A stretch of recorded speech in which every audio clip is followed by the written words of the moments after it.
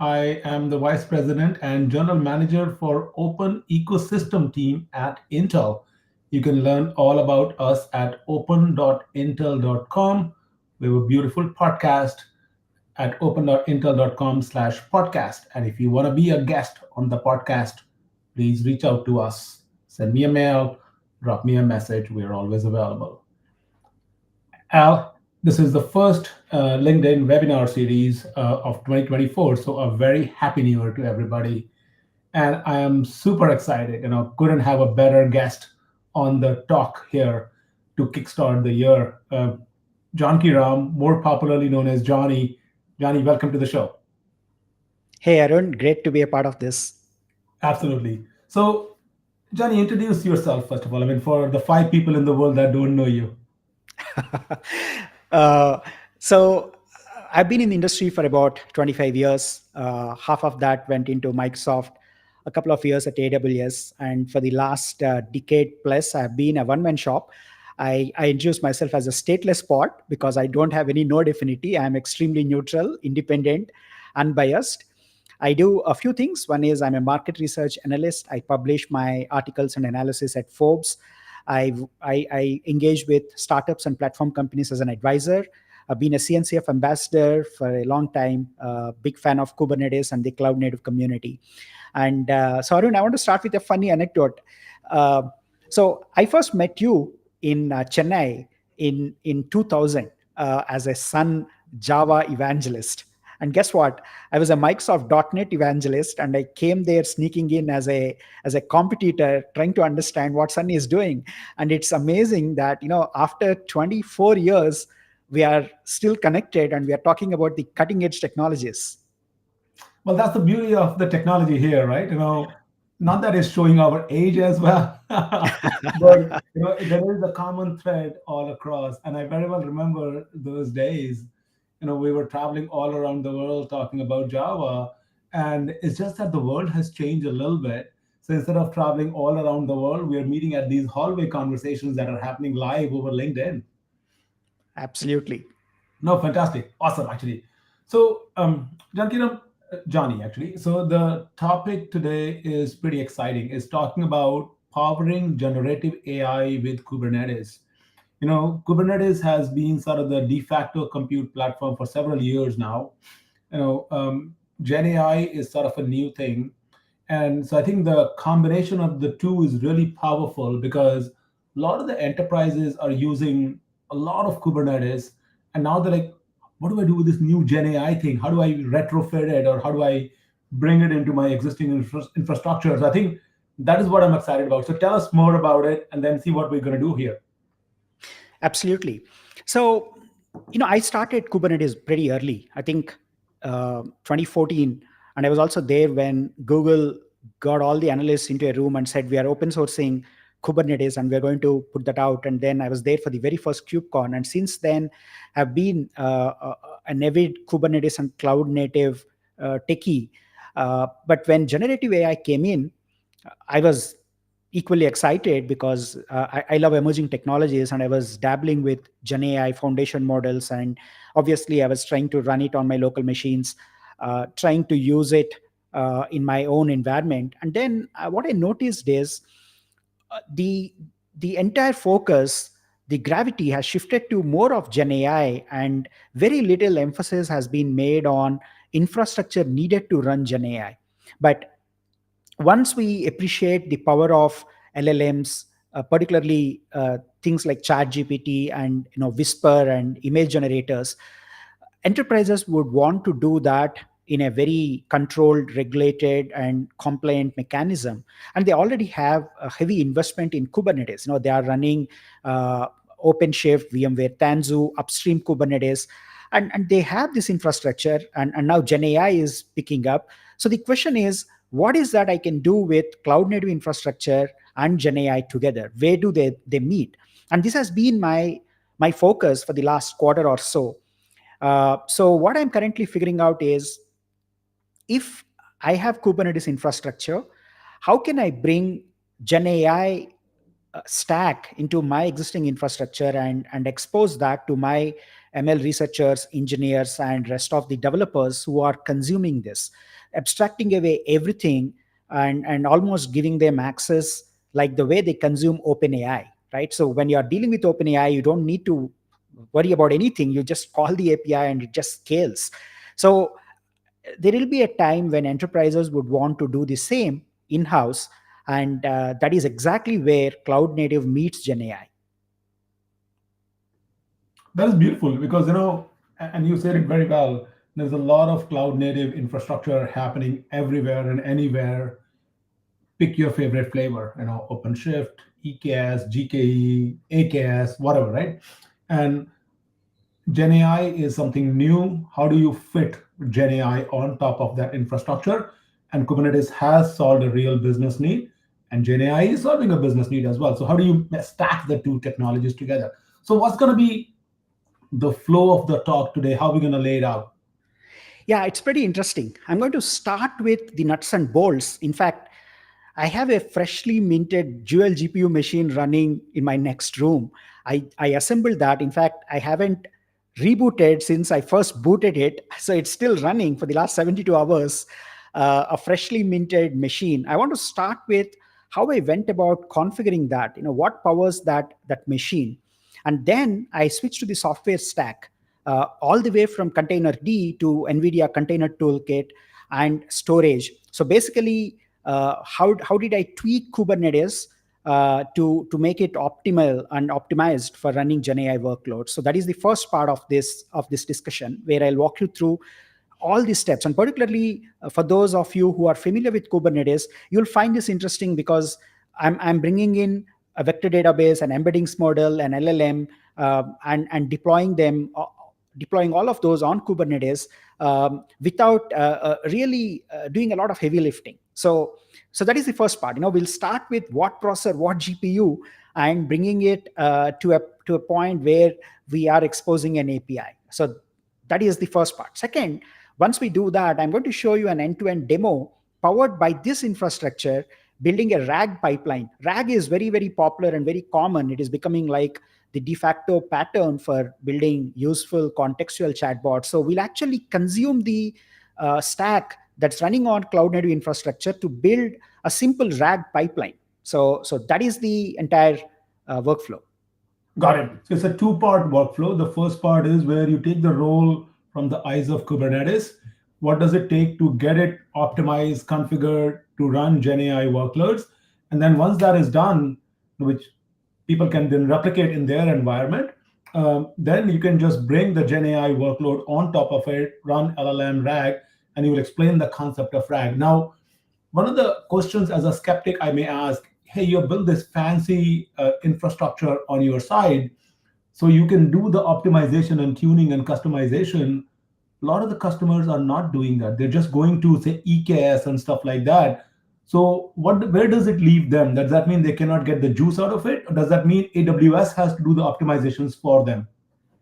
Yeah, pretty good question. Very interesting question. So first of all, Arun, I've been struggling to launch a single node GPU cluster, right? I wanted to create a node pool with at least one node that has a GPU where I can launch.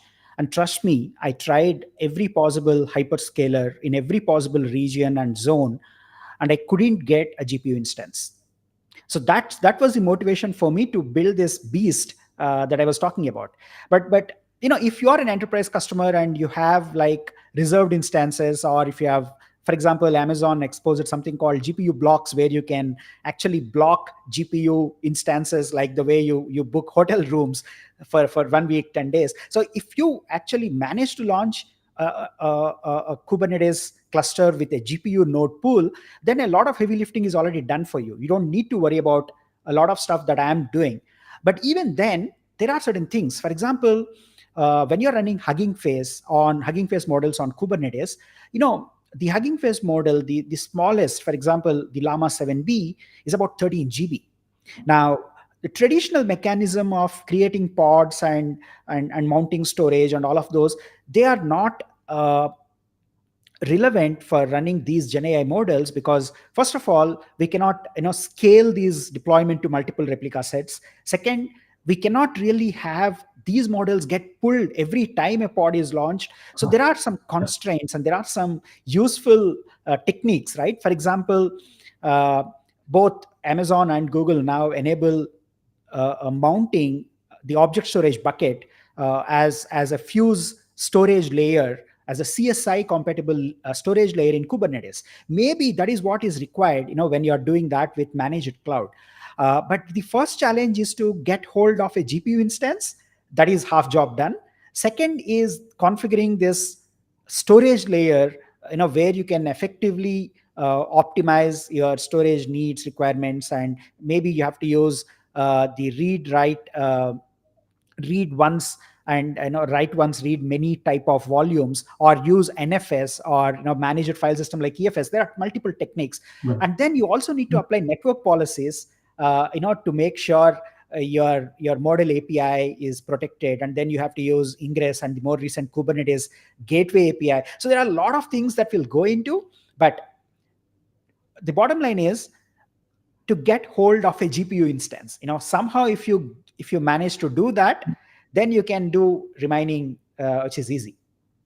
So that is the first block indeed, but we are not here to talk about the availability of GPU instances. So let's dig into your beast. Let's look at it, what we got.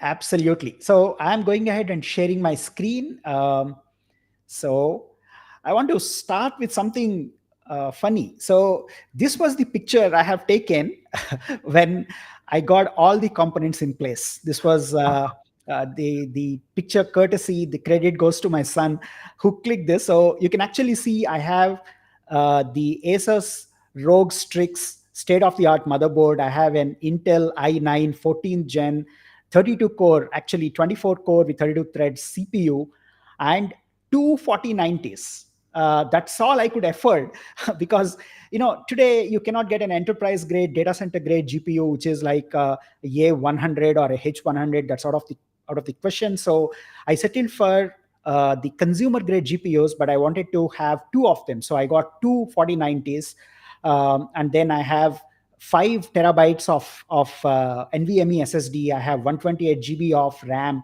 and multiple fans. So once I assembled, it looked like this. And this is exactly what is running in my next room, generating a lot of heat. I couldn't even sit there. So I'm here. So I need to attach more fans, but you can actually see these are the two 4090 GPUs. And this is my motherboard with the CPU. So that is the brand new, freshly minted machine that is actually powering my Kubernetes and the GenAI stack. So that's the hardware. So now, Go back to that screen for a second. The thing that is shining like a disk, those are sort of the 5 terabytes that you talked about, really, right? So the NVMe storage is right inside the motherboard. What you actually see are the NVIDIA GeForce RTX 4090 GPUs. No. So And on the top, I'm seeing 3 rainbow circles. Like, what are those? those are the radiator fans, the Those addressable are fans. RGB. Fancy looking fans. All right. Very cool. Yeah, I'm yet to attach another set of fans. They'll actually come here. So this chassis and the cabinet can house 14 fans. Massive. Wow. Yeah, we won't even go into the carbon footprint of this for now. So I think we're just going to stay away from that because that's an altogether different topic. Absolutely. But I'm so thrilled and excited that I have a dual GPU machine at an arm's length distance, Right. and I can SSH into it anytime that I want. Yeah. No, and particularly given the constraints that you talked about, that is very relevant. All right, let's look into it. Absolutely. So now, I have SSH'd into my test bed. I call that as my GenAI test bed. First, the operating system, it's running Ubuntu 2204 LTS. And then this is the CPU. So Arun, you would be pleased to see this. It is one of the most recent Intel 14th gen i9 core CPUs that comes with 32 threads and 24 cores. So this is pretty powerful. So that's my CPU. And then this is the RAM, which is 128 GB. Again, the state-of-the-art RAM. And here comes my GPU config. So two NVIDIA GeForce RTX 4090, currently they are idle, but our goal is to make them 100% utilized. So it runs CUDA 12.3, the most recent, with a specific driver version. So that's my core infrastructure. Now, once I had the So actually, OS, let's take a pause there. You walk through these details, it seems like a breeze, but the devil is in the details here. Like you're picking up a i9, you're picking up this NVIDIA GPU, you're building that as chassis, you're assembling all of these components. How long it took you to build that stuff together? Like getting the right versions, driver versions, so that they are compatible with. How long it took you to build that? honestly speaking, it took me 2 hours to get the NVIDIA SMI work. To see this screen, which was like the proof of the pudding, that two GPUs are showing up. It only took me 2 hours because uh, thanks to NVIDIA, they have simplified the NVIDIA driver and the CUDA install process. It was just one wget command, and you would actually get two files. So basically I just had to pull these two files, just the CUDA one, and then run this, and that would install the NVIDIA driver and the CUDA runtime. That was pretty fast.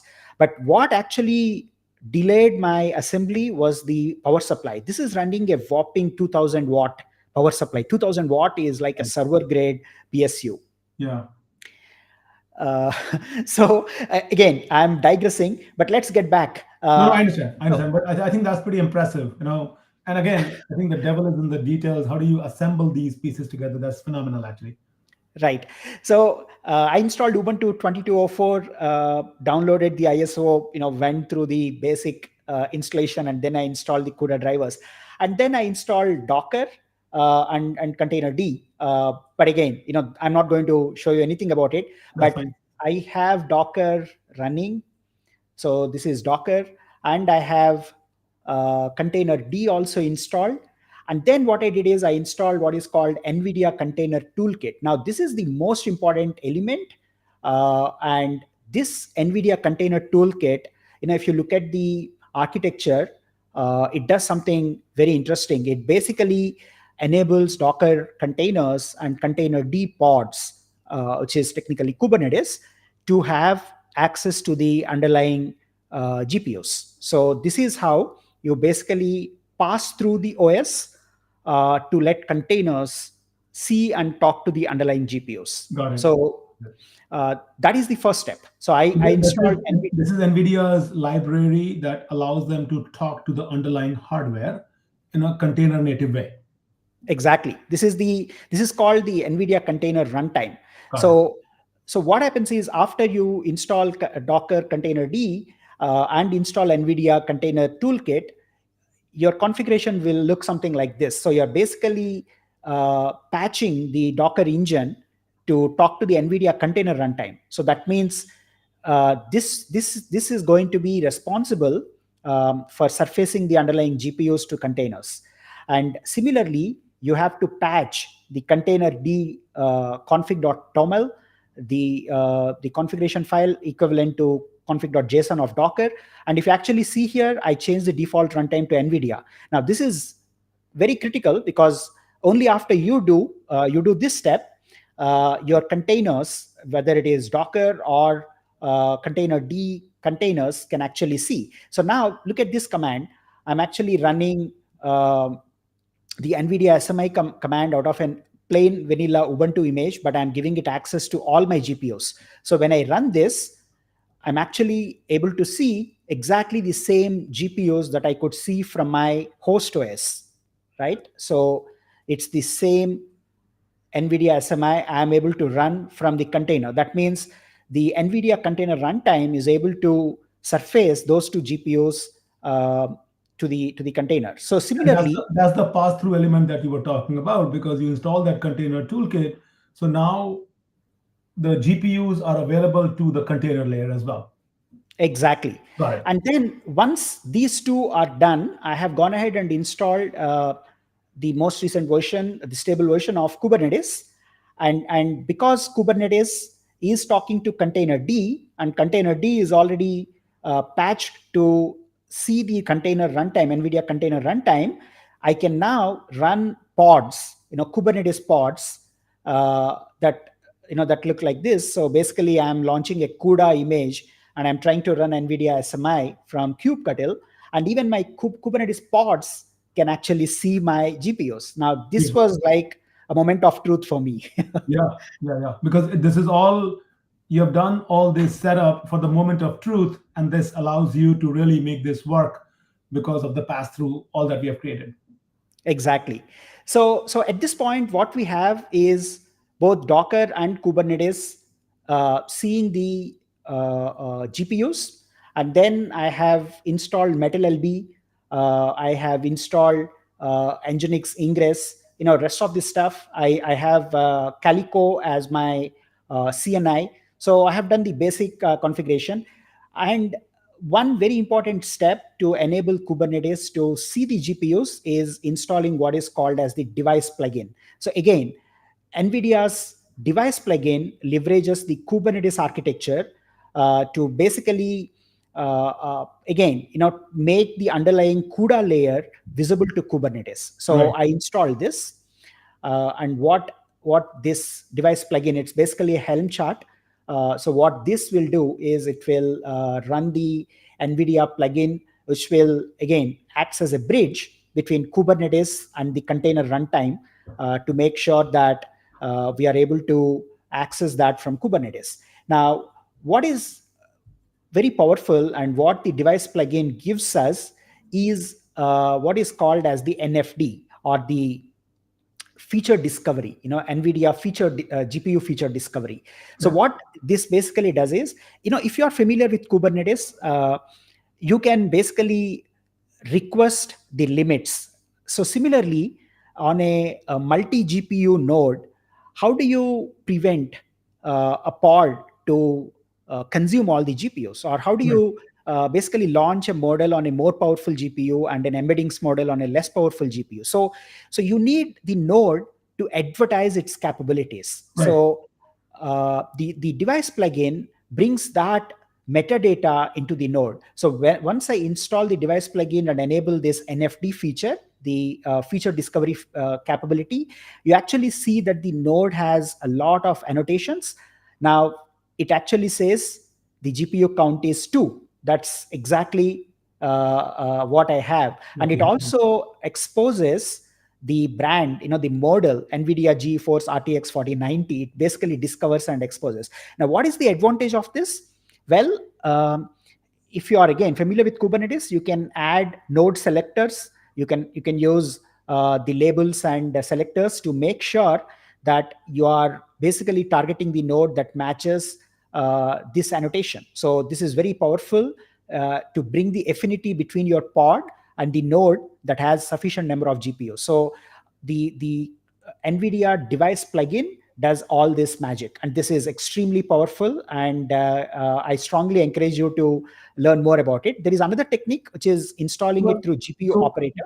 pause there for a second. This is very similar to how customers are already doing it on CPU, but just that the CPU is a lot more open. So they can use a lot more generic architecture and pods, and that information is already available because NVIDIA, CUDA, all of that is sort of defined and controlled by one vendor. So whatever plugins they are providing is what we got to use. But at least NVIDIA is making those features annotations available to you, and then you can create the node affinity using those annotations essentially. Absolutely. And Right. one fundamental difference, Arun, is uh, CPUs are instantly virtualized, and there are a lot of techniques to basically allocate the milli cores of a CPU. You can actually put that in your pod limits, right? You can Right. ask how Right. many cores, but unfortunately, you cannot do that with a GPU. A GPU is a monolith. Either you consume it on a whole or you don't consume it. You cannot really say, I want 1/4 of the GPU cores associated with my pod. Unfortunately, we don't have that yet. So that's the reason why we look at the entity as a round figure. The number of GPUs is 1 or 2 or 3, and then you basically ask for one of those. So you cannot really say, I want only a few milli cores of this GPU. Well, maybe so. Then the feature that we want to look at is dynamic resource allocation, which is the feature that was introduced by Intel and NVIDIA together, which does allow multi-tenancy of the GPU. So I think maybe that's a topic for a future discussion, but that's something definitely worth exploring. Absolutely. Again, if you are using a managed Kubernetes, like managed Kubernetes service like GKE or EKS or any of those, there is something called MIG, multi-instance GPUs. Uh, it is possible to split and partition, but unfortunately, they are available only with A100 or above. Right. So, not with the consumer grade GPUs. I see. Oh, so that's the difference, whether it's a consumer grade or an enterprise grade. So you can do dynamic resource allocation for like the enterprise grade GPU, but for a consumer grade, it's still a monolith unit. Exactly. Got it. Okay, so that was the core infrastructure, right? We talked about Kubernetes, we talked about Containerd, Docker, NVIDIA Container Runtime, and the device plugin. So now I have the base Kubernetes up and running. Next comes the storage. Now, if you are familiar with Hugging Face, now Hugging Face is one of the uh, most popular go-to entity for open models, open source models. So it is like the Docker hub of Gen AI. Right. So one of the things that Hugging Face does is when you actually use any of the models, it actually pulls the model behind the scenes. It has a very efficient algorithm that will bring the, for example, if you pull the Llama 2 from Hugging Face, uh, if you look at any of these models, so so if you even pull the most okay, but I didn't log in. But if you actually look at this, it basically has uh, just a sec. I'm logging into my other browser instance. So there are like 13 GB of files that you need to pull Yeah. to run Llama 2 locally. So now our goal is to make sure that the host OS that we are running on and Kubernetes pods are all sharing the same cache, same directory where we store the models. So that is very important. Otherwise, what happens is every pod will try to pull that when you instantiate, and very soon you will run out of space. And every time you delete the pod and relaunch the pod and access the model, it initiates a pull. It's almost like image with a pull policy of always, right? So you are basically trying to pull this model every time you launch a pod. Not a great idea. That Well, is one. it's with a 13.5 gigabyte space is only a part of it. The pods are meant to be stateless. They could be spinning up anywhere and everywhere. The network bandwidth, the availability, the latency of response by the pod all becomes a mess as well. Exactly. So what is the solution? So again, keeping Kubernetes in mind and Hugging Face in mind, what I've done is I basically moved the default Hugging Face cache from the home directory to a different NVMe. So basically, I'm forcing Hugging Face to use this directory, which is on a different disk. So now this is where you actually see a directory called hub, and all my models are stored here.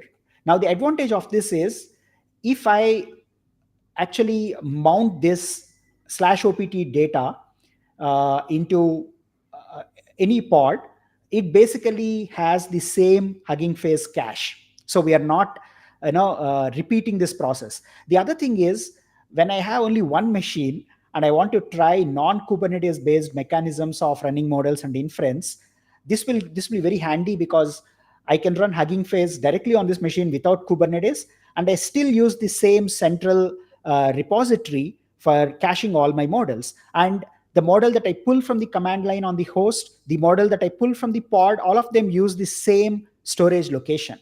So that is very important. And because I'm running a single node, what I did is I created the storage class, which is local storage. Now, this is not recommended in production. For production, you have to use something like mounting your object storage bucket or creating an NFS provisioner where you are centralizing and giving a read-only access, because for inference you don't need to really write weights or anything, so you can safely mount this as read-only so that multiple pods can mount it, and only when you're fine-tuning you can actually make it read-write. So that also gives you a mechanism to separate the concerns between the consumers of the model and the researchers who are actually fine-tuning the model. Right. So And this is a classic dry pattern. So you have the model, you put the model at a central place. Maybe initially you are playing with the CLI, you get comfortable, then you up level, then you create a pod, then you're playing with the pod, with a single node. Now you have multiple nodes, and you start mounting that directory into multiple nodes. And no matter where your pod is spinning up, it is automatically having access to that Hugging Face cache, essentially. Exactly. So again, for my machine, what I've done is I created a PV with 500 GB, and it is pointing to the same location, which is OPT data HF hub. This is the PV of Kubernetes, but guess what? On my host, this is exactly the location where all my models are stored. Like you All can right. see my Llama 2 7B here, right? So I create the PV, and then I create the PVC, and then here comes the most important thing. So how do I surface the Hugging Face model through Kubernetes, right? So I want to introduce one of my favorite inference servers, which is called the text generation inference. Now, this is basically Hugging Face own inference server. If you are familiar with Bento ML or Generative K-Serve or Tensor RT, these are all very similar. Actually, Triton that uses Tensor RT. So this is Hugging Face own inference server, and it actually has multiple models that it can serve. Most popular ones, like all the Llama family, Llama V2, Mistral, and all this. You can also serve the non-core models. Like I have tried serving the smaller language models. For example, Microsoft's Phi2, I could actually serve from this inference server. So I use this as the inference server. The best thing is, thanks to Hugging Face, they actually built a Docker image. So all I had to do is create a pod definition, but with some tweaks. So uh, first of all, for gated models, like Llama 2, you need to have your token. So I start by creating the secret, and then I create a deployment with replicas 1, because we cannot run this across multiple replicas. Yeah. And this is the image. This is the Hugging Face TGI, which is the text generation inference image. And I'm passing the model ID as MetaLlama 7B chat HF. And then I'm passing the Hugging Face token that I created here as the secret. And then I actually mount the PVC that Yeah. I created earlier, Yeah. and it shows up. So the model that I pulled from the CLI on the host will now become available to even my pod. So this is a very standard looking, Kubernetes pod using very standard technology, created a PV that is pointing to your directory, creating a PVC that is now used into the pod, and then created as a Helm chart. So very like this is what developers have been doing for years. So there is really nothing new in it, but it's just leveraging that technology to bring Gen AI models essentially to your existing cloud native architecture. Absolutely. This is a pretty straightforward, plain vanilla pod definition. But the beauty is this, the text generation inference container, and then some of the tweaks that we do. And then what I do is I take this single pod deployment and expose that through my load balancer. I even give a static IP. So I always have a well-known endpoint. So that's about it. Now let's go ahead and deploy this. Okay. So I switch to my client machine, and I'm going to, first, I don't have anything in my TGI namespace, but I have a PV, which is already pointing uh, to the location that I have showed PVC. earlier. Yeah. So the PVC. So now I'm going to basically apply the YAML file that I have shown, which will create the secret, the pod, and the endpoint, the Right. load balancer endpoint. Okay, and now you have this running instantly, and it is instant because it's all cached. We are Because just it's all using there the in the inference PDC server. already, so it's just need to fire up the inference server basically. Exactly. Now, if you look at the logs, it basically launches the log. I mean, launches the inference server. It says files are already present on the host, skipping download. Now, Beautiful. that's exactly why I mounted the existing Yeah, directory. yeah. So now it is listening. It's currently ready. So now, once this is running, what I'll do is uh, I'll switch to my Jupyter notebook that I'm running on the local host. Now I'm wearing the hat of an LLM developer. I don't really So up care. until now, what you have done is you're wearing the hat of the Kubernetes infra person. You walk through the hardware infrastructure, how that was set up, what are the components, and how do you enable the pass through. Then how do you get it running using Hugging Face? How do you enable Hugging Face into Kubernetes? And all that infra is done, switching gears. Now you are actually wearing the hat, as you said, of the ML researcher. Exactly. So Okay. what I'll do is I will now show you my terminal. Okay, so this is the terminal, and if you look at my requirements.txt, I've already installed the required Python modules like transformers, Hugging Face Hub, Jupyter, ChromaDB, Pandas, all of that. So now I import Hugging Face inference client, and then I run this. I set the URI to the load balancer IP. Remember when you actually launched this, this is where our text generation inference is listening. So Right. all I need is that. So I set the URI and then I launch the client. And now I'm creating a prompt. First, I create a role. I say, you are a helpful, respectful, and honest assistant. Always answer with responsibility, blah, blah, blah. I basically uh, ask Llama to do a role play. And then I have a prompt from the user. So there is a Python in my garden. What should I do? And then I have a prompt template. Now, this is very important when you are talking to LLMs. Every LLM has its lingua franca, its own syntax. Uh, so for Llama 2, when Meta train, they use this format. It basically starts with a starting token, and then there is an instruction, and within that there is a system role, and then the user prompt, and then the instruction ends. So whatever you populate should be a part of this. So that is my prompt template. So I go ahead and populate this, and then I invoke my LLM.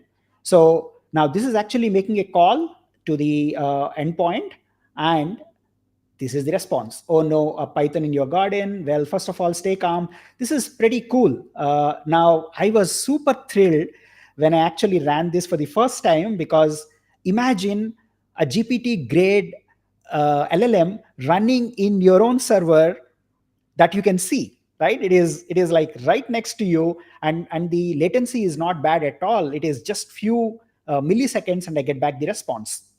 That is So phenomenal, actually. I mean, all of that work in terms of literally starting from the ground up, assembling the machine, setting up infrastructure, and because end of the day, this is the real deal. Because now you're firing up a Jupyter notebook and truly seeing where the rubber meets the road. And now it got the context, it understand, it does the role play, and it's returning the response back to you.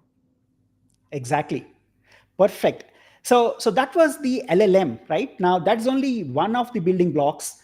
Then the next step is what is called as the embeddings model. So we need to run the embeddings model. So what is the role of an embeddings model? Well, uh, to actually get the context that you need to feed to the LLM, you need to convert chunks of text into vectors so that they are stored in a vector database or a storage element, and you can perform semantic search. So it is a very basic cosine based algorithm where vectors that are similarly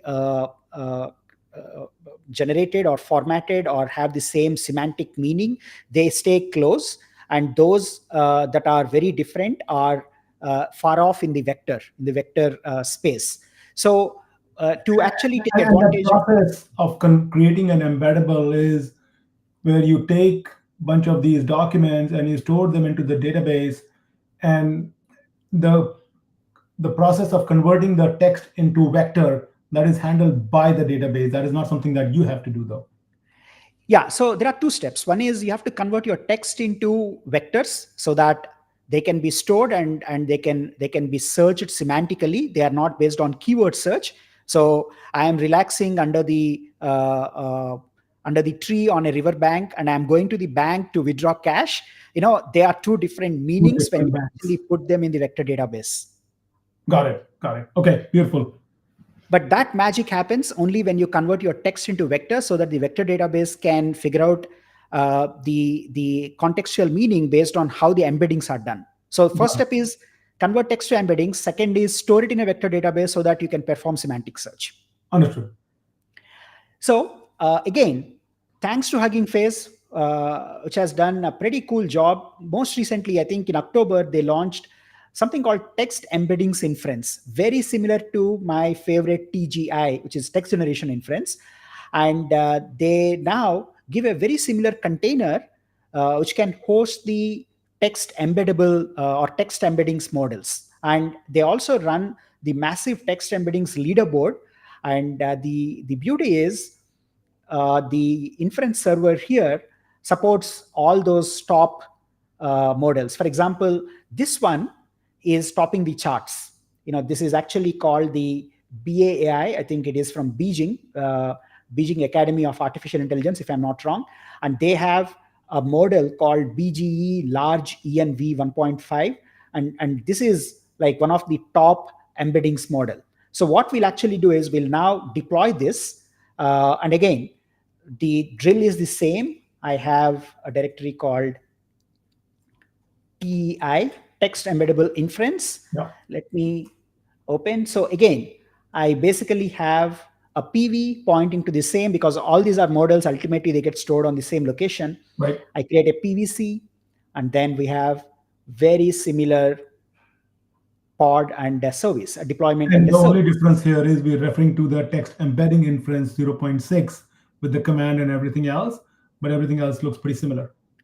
Exactly. At this point, I want to show you my GPU consumption.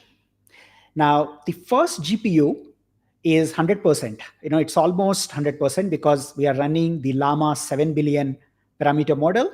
But the second GPU is idle. Its power consumption is less. It's only occupied. It's running at its minimal 2 MB state. Now, our goal is to make sure that we are targeting the second GPU and not the first. If we target the first GPU, we'll get a CUDA out of memory error, which is Right. like frustrating. Yeah. So how do I do this? Well, I learned this a lesson. So I want to show you what I do. So basically, to make sure that my Llama model fits into the first GPU, here I send some memory variables to the container. So I say the CUDA device order is sorted on the PCI bus ID. Now, Hmm. this is very important because what this basically does is if I have 3 PCI slots on my motherboard, it is going to call the GPUs attached to the first one as 0, the second one as 1, the third one as 2. So I say the CUDA device order is based on PCI bus ID, and then with that becoming very deterministic, I say CUDA visible devices is 0. Now, this is how I force the Llama 2 model to go on the first GPU. Well, but isn't this hard coding to a specific GPU for your specific infrastructure, though? Yes. Now, there are better ways of doing it. Remember, I talked about NFD, the feature discovery. Okay. Actually, you can simplify all of this by saying, GPU limits to 1. Okay. But what I realized is that doesn't guarantee where you actually place. Now, for example, I have another machine where I have a 4090 and a 3090. Now, there is no guarantee that your Llama 2 model will go to a 4090 and not 3090 Right. because when you say GPU limit 1, it can arbitrarily pick up any GPU. Yeah, yeah, yeah. No, I understand. I understand. Okay.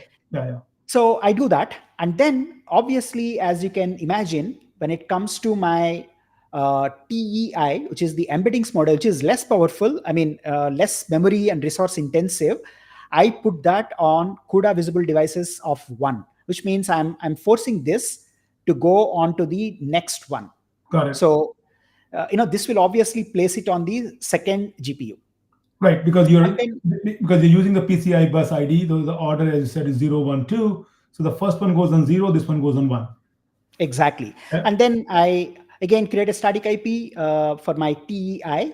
So time to launch this. So All right. all I do is kubectl apply TEI.yaml, and we get back a service and a pod. Again, this is instantly in the running mode because everything is cached, It's the all image cached and and the stored into model. that PVC already. Yeah, Yeah.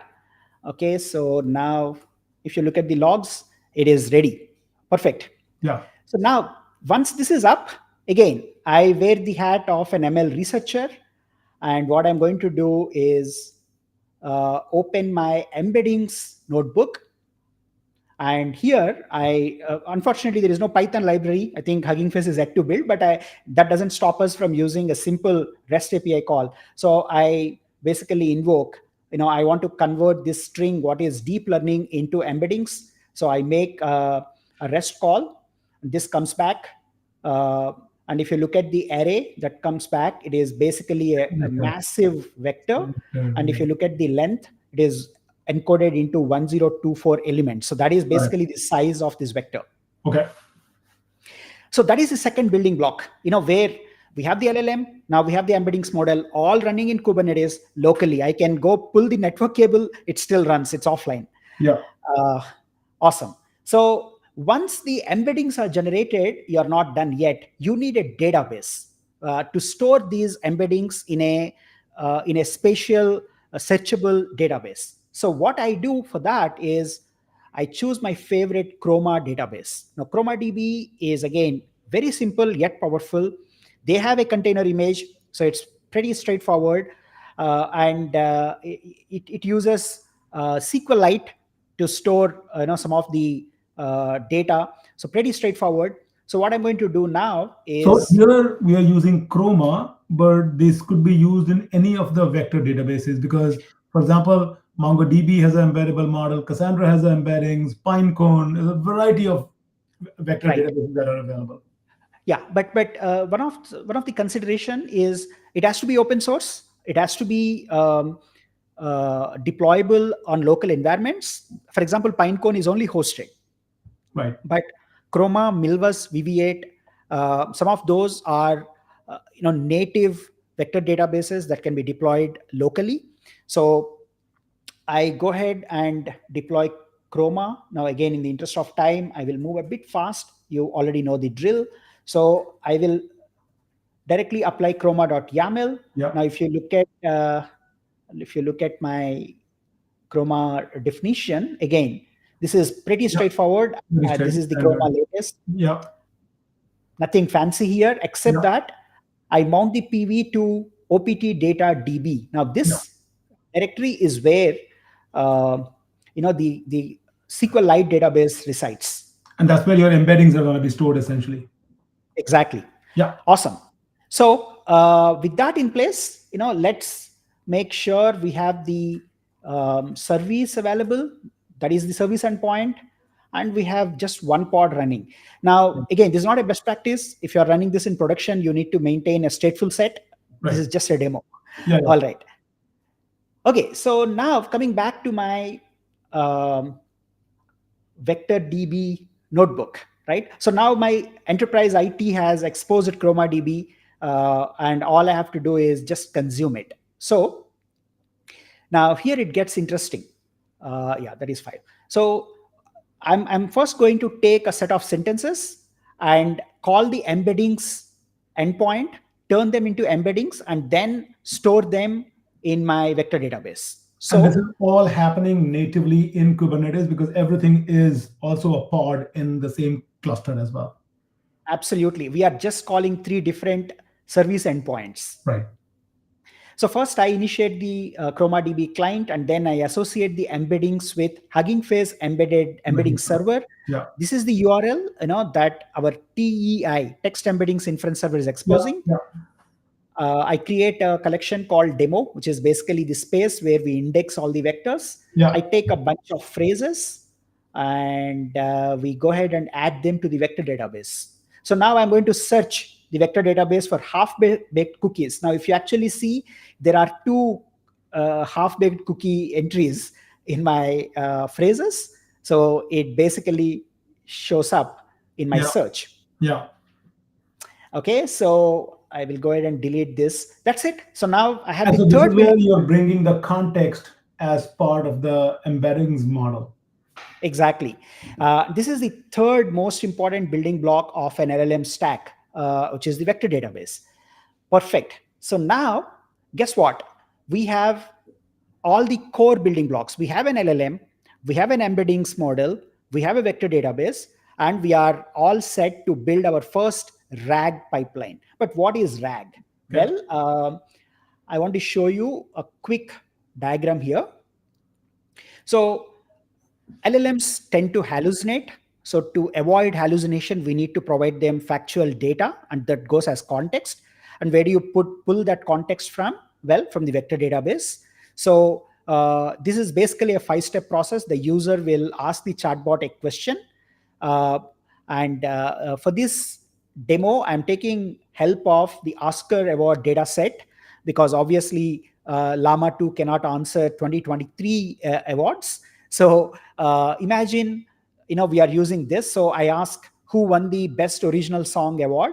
The chatbot will then pass it on to the vector database, and the vector database will return all the entries that match the music. Those are nominated. Some won, some didn't win, but it comes back with a bunch of metadata related to the music awards. And then you embed that into the context along with the prompt. You send it to the LLM. Because the LLM has the ground truth associated with the prompt, it basically picks it up, and it basically does a comprehension and comes back with a response to the user. So that is retrieval augmented generation, So because you the are the search and retrieval does come back to the chatbot, and from there it goes to the LLM. right, exactly. Because you will actually do some guardrails or moderation here to make sure you are. There are also techniques where you need to do something called re-ranking. For example, what the search and retrieval would return could be massive. You may not really need, so you'll apply another filter here, I and see. you compress the prompt and then send it to the LLM. Okay. So that is the demo that I want to build. So with all the building blocks in place, let's go ahead and do this. Wonderful. So now I'm going to bring up what is called retrieval. So this is the final demo, which brings all things together. It basically connects all the dots. So now if you actually see, I'm importing pandas, ChromaDB, Hugging Face inference client, and everything that's needed. So I will import this. Then I'm setting all my endpoints. And remember, these are all Metal LB load Right. balancer Right. Right. endpoints. Yeah. Yeah. Yeah. We So created these services one by one anyway. exactly. And then we have this helper function that says generate context. And this generate context will use default embedding function, which I'll come to in a minute. So, we are returning 15 documents out of this search. We concatenate everything that is returned by this, and we return the result. So that is the context generation, where we simply search, concatenate all the results, and return. Then you're already familiar with this. This is called the prompt template. So Right. we are creating a prompt template, and then we load this data set, or oscars.csv. It's available on Kaggle. I leave all the links of the websites and resources that I have shared in the same stream at the end. So I load the oscars.csv file. Then I want to filter that on 2023, because I don't want to burden my database. Right. Because the And then question is for the best music production company, or the best award for the music in 2023. exactly. So now this step is crucial, because what we did is we basically converted this data frame into a massive text. Oops. Okay, I'll bypass this, but it is loaded. So now we are creating a default embedding function based on Hugging Face embedding server, and this is the URL. Yeah. And we are now initializing ChromaDB client, passing the VDB URL. Feed it in And there. now Yeah. and now we are creating a collection called Ask Us 2023, and the embedding function to use is default EF, which we defined here, which means it is going to automatically recursively call this URL by sending every entry of this data frame, convert that into embeddings, and store that in the database. So then we generate a documents and ID collection, and we create the collection. So we actually we upsert all the entries into the collection. Right. And then we are creating the LLM client. LLM client is again the TGI URL, which is a text gen inference. And now we have a bunch of queries. Now, this is a simplified chatbot interface. I didn't build a Grady or a Streamlit app, but That's you get great. it. That's the So job. yeah, so what did Keha Kwan work on? That is one of the prompts. And now I'm actually setting the role. You are a helpful AI assistant that can answer questions from Academy Awards 2023. And then we construct the prompt. Look at this. It is pretty simple. Based on this context, you Yeah. embed the context, answer the below query, which is query, and then you call the chat completion. And mind you, I'm not using LangChain because I want this to be bare bones and pretty transparent. Right. And then LangChain is an altogether different topic, so we'll get to it some point of time. Absolutely. Now we get the response almost instantly. If I time this is like microseconds. So Keha Kwan got nominated under the category in supporting role for the film Everything Everywhere All at Once. Perfect. Now I'm going to ask one of my favorite questions. Which movie won the best original song? Right? RRR. So this is composed by Kiravani, who lives in the same city as I am, and one of the very first Telugu music directors. In fact, one of the first music directors in South India after A.R. Rahman to win the Oscars award. So I wonder if you're going to do the Natu performance here on the show for us. so one more query, did Lady Gaga win any award at all? So no, Lady Gaga did not win. So if you actually see, we went through the entire cycle, of assembling the nuts and bolts all the way to creating a RAG pipeline. And the best thing is, none of this data is going out of our Kubernetes cluster. It is all in one box, one network, and it is completely private. We don't need any other endpoints. And we are almost out of time. No, beautiful, actually. And if I can recap it that way, the way you explained it, you literally started with the nuts and bolts of literally assembling the hardware part of it, set up the Kubernetes cluster on top of it. Then you brought in the LLMs, created LLMs on top of it. You created embeddings, and using those embeddings, you fed it into the vector database. And then on top of that is where you created the RAG pipeline. So this is all done on your Kubernetes cluster. But if customers can get over that hump of getting a GPU instance, a consumer grade instance on another managed services, they can pretty much, because this is all staying in your Kubernetes cluster. So essentially they can start replicating this infrastructure everywhere. My question to you would be, where could people find the link? Because you explained that quick diagram using RAG pipeline. You are a prolific author on Forbes for a very long time. Where could people find link to all the source code, all the tools that you referenced? Where could people find that? So right after the stream is published on LinkedIn, I'm going to add the first comment with all the links to the resources and the article that I have shown. Wonderful. Johnny, is there, oh my God, this is a prolific way to start the new year. And what a beautiful webinar. Is there anything I should have asked that I didn't get to ask or you wanted to mention? No, this is just the beginning. I'm actually expanding this to do ingress.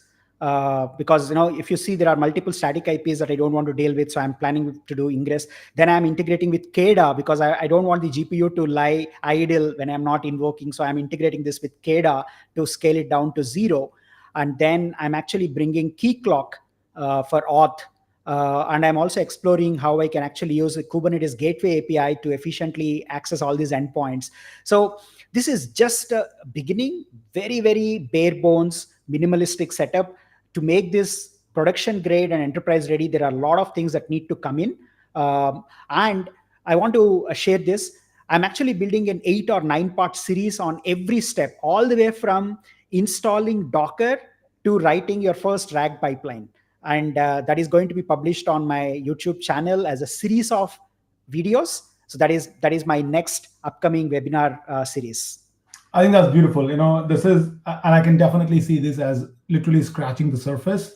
There is so much more to it, and this is going to be a strong demand and need for it. So yeah, I really hope that series goes really powerful, really impactful, and help a lot of customers out there. So Johnny, thank you so much. I really enjoyed it. I hope others did too. And let's see, there is a chat question. What does this say? Okay, it says the search and retrieval explanation is very lucid, very well put. So I think that's a good way to summarize the webinar here. So thank you very much once again, and I'll see you some other time. Thanks, Arun. Again, Happy New Year to you, and thanks for having me for the very first webinar of this year. Absolutely. Thank you so much. Bye-bye. Bye, everybody. Thank you. Bye.